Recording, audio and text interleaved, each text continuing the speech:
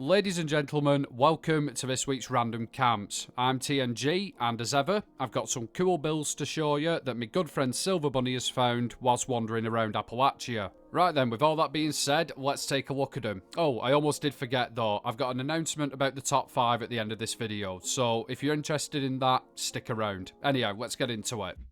Alright then, Bon Petit Fours. First up, we have the Dusky Hideway by Chika Chang. Chika Chang? I don't know, right? It's either one or two, innit? Right then, first up, love the location choice. If I'm not very much mistaken, this is just across from the... what's it called? Pleasant Valley train station, I do believe. Okay then, so structure-wise, Chika has obviously gone for a scrappy kind of build. And I like the way it's turned out. It's a quite... what? It's a quite... That's a new one. So like bloody Jar Jar Binks, don't I? Not the Jedi... I'm sorry. I'm sorry. I need help, right? Like, seriously, I'm slowly losing my marbles. Anyhow, yes, it's quite an unusual design. And I like how it's turned out. Yeah, it is properly scrappy. It's kind of more friendly as well in terms of what Chika has used to build it with. You know, we got the shack walls, we got the... whatever the bloody hell that only set is at the top there, forgotten its name. You know what I mean, don't you? All them different materials joined together does give it that thrown up kind of vibe, if you know what I'm saying. Ah, of course you do. I'm also a massive fan of the split level you've got going on there as well. It does look really good, this, to be fair to you. Some of the signs do take away from the immersion a little bit, but it is what it is. It's still very well decorated and well put together. Interior-wise, pretty much the same as well. Good levels of decor, well thought out. Aye, overall, solid job on this camp. Fair play to you. For our second camp, we have the In The Bayou build by Fallout Louis. And thank you, yeah, my mum is a nice lady. What a strange and random sign to have. I'm sure it's from Summit, but I'm an uncultured ape, so I wouldn't know. Anyhow, what we have here is, again, another lore-friendly build, obviously, and it's kind of the same style as what Chika, whatever the bloody hell that name is, did with the last camp. Now, obviously, they're not exactly the same. This one isn't a split level, but they're both built off the edge or something. They've got similarities is what I'm trying to tell you. Just put it in a nutshell. Now then, I like the style on this one, and it just goes to show what you can do with vanilla wall pieces. The main structure of this, the main body, I should say, is just built up using the shack pieces. Now, yes, obviously, there is little bits of Atomic Shop decor thrown on there. But there is quite a sizable portion of this which has just been done using in-game wall pieces. Ah, they look fantastic, junked up, actually. Really good job on the exterior. I like it.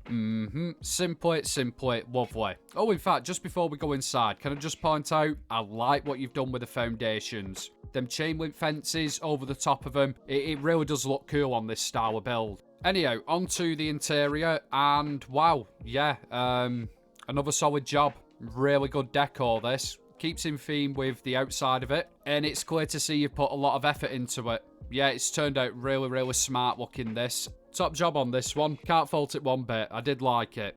Alright then, camp number 3. Everybody grab your bottles of bleach and pour them into the communal bowl. This is the Cultist Church by the very aptly named Explored F84. Yeah, Bunny, I think a better name for this camp would have been the People's Temple. What a freaky looking place this is from the outside. It's pretty damn cool though.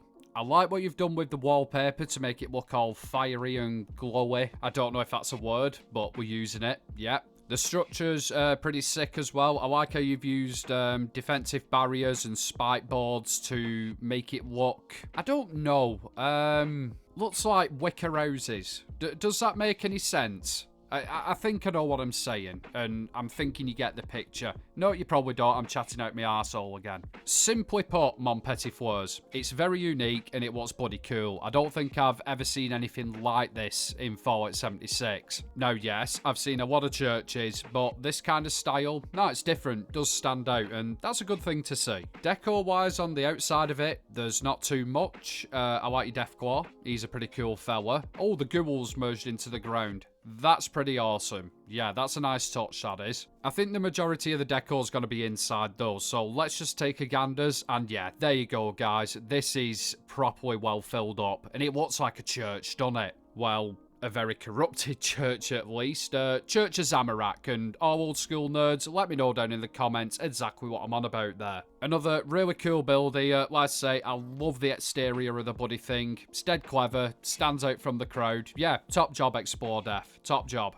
Camp number 4, we have the Organ Cave Tours by Doomed Lemon 294. And guys, this is the first Xbox camp ever featured on the randoms. Oh, how very exciting. I told you, Bunny's got an Xbox now and she is actively hunting. So, you know, keep your eyes open. Anyhow, great choice on the location. You can't really go wrong with this spot. And to be honest with you, I think this is probably one of the most frequently used locations that we see in the random 5s. Not 100% sure on that, but it's bloody common, let me tell you. Now then, very clever use of this location. I like how you've incorporated the new cave into your build, like it's some form of tourist attraction. It looks realistic because of how it's been decorated and how it's been done. There's not too much here. A lot of these items are pre-existing, like that tank, for example. And Lemon's done a fantastic job at making the prefab trailer fit in with it. It looks like an in-game location. It makes sense as well. Now, I don't know how you lot do it in bloody, you know,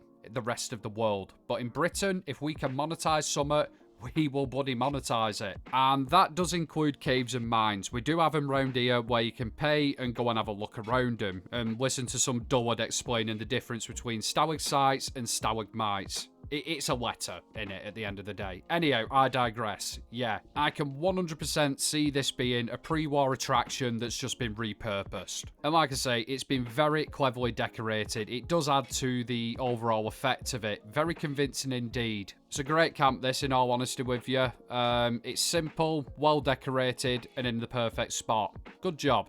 Last but not least, camp number 5, we have the Sutton Mall by Covert Wookie. And guys, if any of you watched last week's stream, you will recognise this build because we just, you know, randomly stumbled across it. Simply lovely. The first thing I want to say about this camp, right, is how well Wookie has incorporated the stairs into his build. It's a really clever use of them, and to be honest with you, I don't think I've seen anybody building here, but that overall effect is just awesome. And truth be told, yeah, it couldn't have been easy. Building around this spot, trying to get everything lined up and looking natural, nah, I wouldn't like for it to tried it. Alright then, so structure-wise, there isn't too much variation in terms of building materials, but I think it works here, does look very uniform, but it's a cityscape, innit? So that's what you would expect to see. Now, I do like the variations in shapes of the building. That tavern you've got down there at the bottom, that was my favourite. I like the angled front on it. Very nice work indeed. Yeah, overall, awesome looking from the outside. Now, interior-wise, I'm not expecting much because it's a large build over such a large area. Yeah, I've got some buildings like this one that are relatively well done, relatively well filled up. Yep, nice. But there is some that are just a little bit too empty, in my opinion. It doesn't take away from the build. The main attraction of it is the outside, isn't it? Aye, of course it is. And let me just say this now, guys. When we first stumbled across this in-game, I was absolutely blown away by it. It is such an awesome-looking camp. In a really underutilised location as well. Yeah, Covert Wookie, great job on this one. Fair play to you, buddy. Okay then, so that wraps up all the camps. Thank you very much to Silver Bunny for filming them, and thank you to all the guys involved for letting Bunny film them and myself feature them. Now, let's just have a little discussion about the top 5 and why you haven't seen it last weekend and you're not going to be seeing it this weekend. To put it simply, I've had a bit of a break. I'm just a bit fed up with the constant backlash. I'm doing my best over here, alright? I'm doing my best with it. I know I can't please everyone all the time, but please, just give a guy a break. Come on now. I've not quit. I'm not giving it up. I know there's a guy on the Fallout 76 pages, one of the ones that I'm no doubt banned from, saying that he's going to claim it and take over it. Nah, mate, you're not. TNG is well and truly still at the helm, ladies and gentlemen. Anyhow, with that being said, it will be back next week. There's people submitting already, and let me tell you, there is some spicy ones. Just thought I'd throw that out there, so now you know what's going on. I hope you've enjoyed this video, and thank you very much for watching. As we say in the north, I will love you and leave you, and I'll catch you in the next one. Have fun, everyone.